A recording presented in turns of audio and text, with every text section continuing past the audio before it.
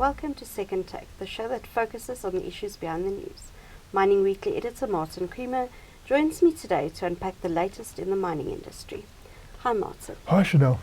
There is huge opportunity for South Africa to add value to the endowment of its manganese. What can you tell us about that? I think the processing of anything these days has become very, very important. The metals that get processed, the minerals that get processed, we really got to look at. We used to call it beneficiation. We've fallen behind China particularly on this, and so has the world. And you can see China's got these processing facilities, so they're way ahead of everybody. We've got a little gem in Mbombela. It's Manganese Metal Company. And they are processing, and they have been doing it for 50 years. And we now see that they're able to take that metal and dissolve it and crystallize it and beat the world to get the manganese sulfate to the electric vehicle batteries. So I think that a lot of attention should be given to that in South Africa. They have been talking to the Industrial Development Corporation for a long time now. The loan from the Industrial Development Corporation, I hope, will come through, but it's taking a long time. I don't think we should be so hesitant on our own processing facilities here and then quick to give Botswana a similar thing, and ahead of ours. I just cannot understand it.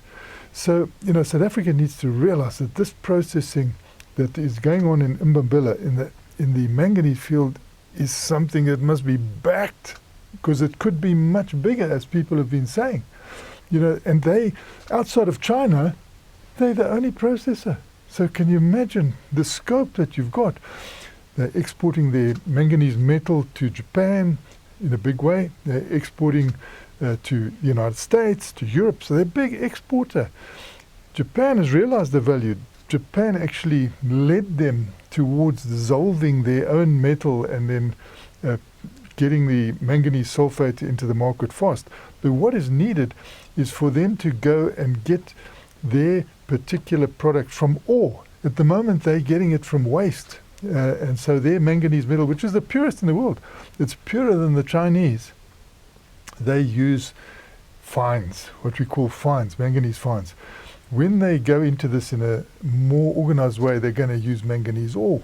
They should be allowed to do that quickly. I mean, it'd probably take them 3 to 5 years. Let's make sure it's 3 years and not 5 years, so we can really get into this market. And the only other competitor is China. Obviously, that's a major competitor, because cost-wise, to compete with that. But still, the world needs more than one processor, and I think that's a big advantage for us, and we should go for it. Private investment company Menar is also advancing its manganese projects. That is incredible. You see Menar, you think it's so big in coal, but it's diversified in quite a multi-way, because it's not only Africa that it's out of, but it's metals and minerals. So you could see that their vision of manganese growing stronger. And they had that first open cast effort there, which is now producing and which they're exporting from the Northern Cape. They're looking to an underground effort, also looking to an acquisition.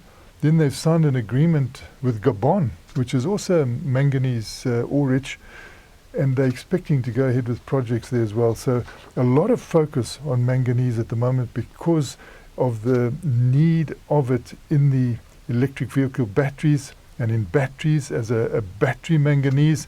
It's not going to absorb a huge volume of manganese itself, but it's going to add value. And seeing we are so far in the race, I see that Menar is also looking at the possibility of adding value to it in the same way as we see it in Mbombela. Lastly, progress is being made with the renewable energy component for a green hydrogen and ammonia project in the Northern Cape. This is incredible. We're very lucky in South Africa that we've had this huge leadership by Hive, and Built Africa to start getting a project going in the green hydrogen space and, getting it close to final investment decision. And you can see now that this 105 billion rand project, which is by far the biggest that was presented to the presidency of all the projects, has now got major backing of solar power from a very hot part of South Africa. There are.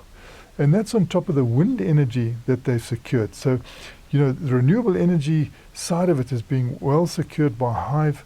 They are also viewing that Kuka port as very, very valuable. They're talking to their Japanese partners, and they're hoping that the derivative from this green hydrogen, which is the green ammonia, will be very competitively costed. In fact, their ambition is to make this the cheapest green ammonia in the world. And the way they're going about it at the moment, you can see they're intent on this, very well led, and something that South Africa should also value at the moment, because everywhere you go now, in any event, green hydrogen pops up. And they're saying, the cost of that must come down. And it is absolutely necessary if we're going to meet our climate change goals. We're not going to meet it if you don't involve this green hydrogen in a competitive way. You're not going to do it. At the moment, the Chinese are also leading there, but the rest of us really need to move in that front. And we're so lucky that we've got something in the Eastern Cape moving forward very well, and we should back that as well. Thank you. It's a great pleasure, Chanel. That's it for today. Join us again next week for more news analysis on the local and global mining industries. Also, don't forget to listen to the audio version of our Mining Weekly newsletters.